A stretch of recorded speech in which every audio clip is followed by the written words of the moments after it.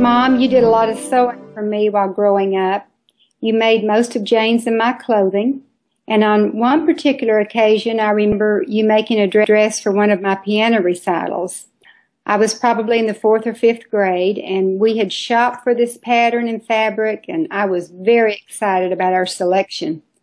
I remember it was light green with white trim, and I was just thrilled when you finished it. And the night of the recital, I got dressed early so that I could begin enjoying wearing this beautiful new dress. While I was playing and just enjoying these moments, I had noticed that Jane was painting her fingernails. Well, I wanted to be grown up like my sister, so I decided to paint my fingernails. So with my new dress still on, I began painting my fingernails. Well, I dropped the nail polish bottle in my lap, and yes, lots of bright colored polish went all over the front of the dress. Trying to remove as much as possible and then smearing it even more, the dress was ruined. Bursting into tears and going to show you what had happened, with no condemnation, you began helping me make a different dress selection. You had to have been very disappointed, Mother, but you never showed it. And I don't remember the recital that night or what happened to the dress, but what I do remember is, Mom, your kind and forgiving spirit and the message that we can move past disappointment. Love your enemies, do good to those who hate you, and bless those who curse you. Luke 6:27. When anyone would respond to Dad with a mean or unkind spirit, Dad would always respond in kindness. You would never raise your voice. And one particular time, a man came to our front door and told you, Dad, that you were going to go to hell if you did not start attending his church. He also said that you would be taking your family to hell with you. Well, I became furious, and I wanted to slam the door in the man's face, but not you, Dad. You invited the man in, sat down with him, and had a lengthy conversation. You showed him respect and kindness, even though he had been disrespectful to you. I'd like to share a few lessons that I learned from your example, Mom and Dad. To persevere through difficult times, even when they appear hopeless. Dependence on God's strength to keep on keeping on while pursuing the right path of life's journey. Sacrificial giving of money, time, and energy. Living simply and humbly. And a concluding thought is that it's hard to find a place to stop because you all have lived such vibrant, inspiring lives. Dad and Mom, we celebrate you, we honor you, we bless you.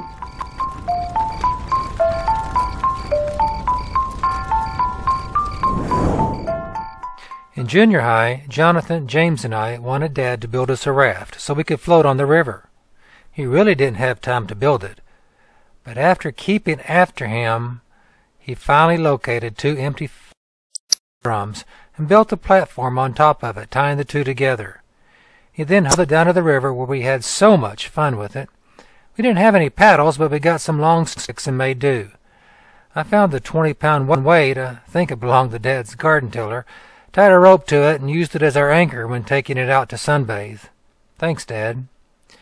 I remember Dad taking me to all of Robert's basketball games when he was in high school, and then later following him all over the state in southern Missouri in college when he ran track.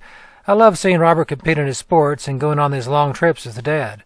Sometimes we get back in the wee hours of the morning. I don't know how Dad worked a full-time job, pastor a small church, preparing 3 sermons a week, and still follow all of his kids in sports. But he did. Thanks again, Dad. I remember going out with Mom to kill one of the chickens that we raised and watching her put it in boiling water and dress it. I remember Mom working all the time to cook and sew clothes for her family. She never seemed to slow up and still hasn't. Since we didn't have many closets or places to file things, Mom had an amazing file system. She would stack up newspapers, magazines, important papers, and what have yous in huge piles, but could always retrieve exactly what we were looking for in a few seconds. Mom would cook large, nutritious meals for me and several friends, before our football and basketball games in high school. I didn't need to give her any advance warning. I'd just show up with 4 or 5 friends, tell her we're hungry, and before we knew it, she had this large meal prepared. It was a privilege and honor for my friends to be invited to my place before a game. Thank you, Mom. Regarding spiritual traits that I got from Mom and Dad, it was the example they led. It was who they were, believers to their soul, living it out in everything they did and everything they said. In high school, Dad and I would stay up late many nights talking about the Bible. Dad loved talking about spiritual things as much as I did. I probably got my great love for the Bible from him. Sometimes we'd stay up into the wee hours of the morning discussing deep spiritual subjects and Bible passages, even though we had to get up early the next morning to go to work. Thanks, Dad. Mom showed her spiritual love for God by supporting her husband in everything he did. She helped take care of us kids while Dad was busy in church, and worked diligently, softly, and lovingly in caring for the very young children at church, always taking care of all the kids in the nursery. Mom and Dad were in one accord when it came to their family and church, and never backing down from all the hard work that those jobs required. Thank you, Mom and Dad, for this and the dynamic, loving example that you left us.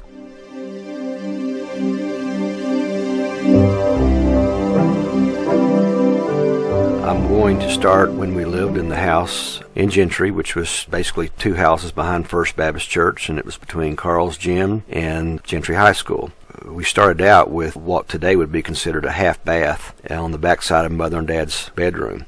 There was just a stool in there and a sink in there, and I always remember it was very cold. All 9 of us used that bathroom starting out, and we all took basically our baths in the kitchen sink. And then after a few years, I think Mother talked Granddad Hardcastle into building another bathroom inside the house so we'd have another bathroom. So I remember it got better after a few years.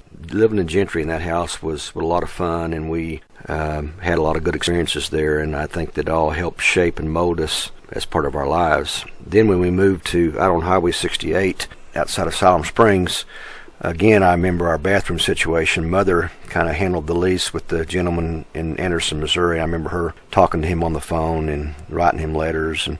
But we had the one bathroom downstairs, and it was a cast iron tub, no shower, a stool, and 8 to 9 of us. David was starting to go away at that point in time. We all shared that one bathroom and all took baths, and I remember that being very interesting, how we took turns and waited in line and yelled at the person in the bathroom to, when are you going to finish?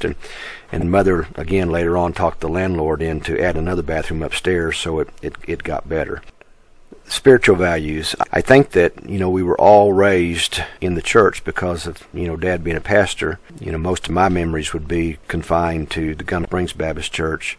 But we were all there in attendance on Sunday morning for Sunday school and church, and we were there on Sunday night, and we were there on Wednesday night at prayer meeting, and we were there on any other special meeting that took place. So, as far as our religious upbringing is concerned, it was just who we were and who we became, because it's what our mother and our father taught us, and their core values became our core values. Just remember sitting in those pews at the church at Gum Springs and the revivals, and those were good times. We all had a good relationship with the members of our church, and we had a very solid relationship with God and our Creator, and we all were very strong in our Christian faith, and we're all Christians, and felt very strongly about that, and that's obviously has molded us and guided us throughout our entire life. And Mother and Dad have both held very steadfast to those beliefs and those values. Obviously have passed that all down to not just siblings, but to our children and our grandchildren. And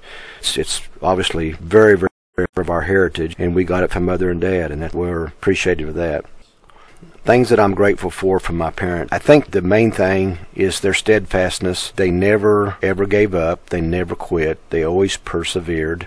You always knew that Mother and Dad loved us and loved us all equally and loved us immensely. So even though when they had to chastise us or correct us, as you would any child, we always knew that there was a tremendous amount of love and respect and care from Mother and Dad towards each one of us. That made life much more easy, because even though you had to do the right, they taught you what the right thing was, you could feel good about it because you knew there was a reason why they were teaching you the difference between right and wrong. So Mother and Dad passed all that down to each one of us, and I think to this very day, I think that we all still understand that. We all still feel that love, feel that value system that they passed down to us, and it'll be with us obviously for the rest of our lives, and we've obviously passed that down.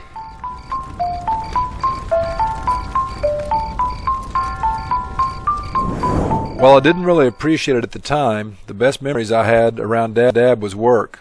We always needed to get work done, so Dad would always try to make the work we did fun.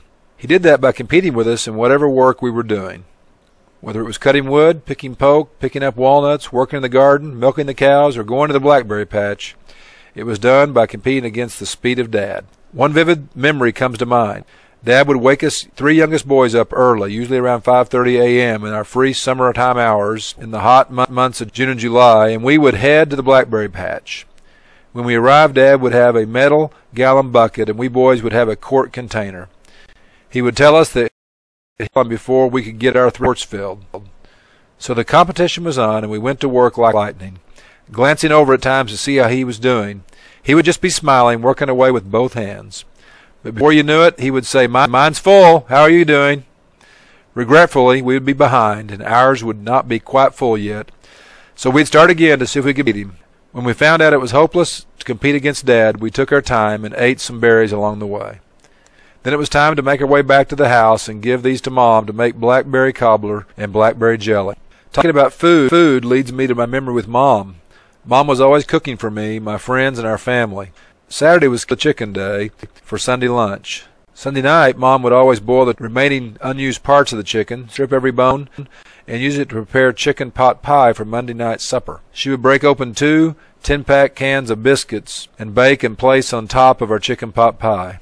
I remember when the prayer was over and amen was said, she would guard the biscuits to make sure everybody got equal shares.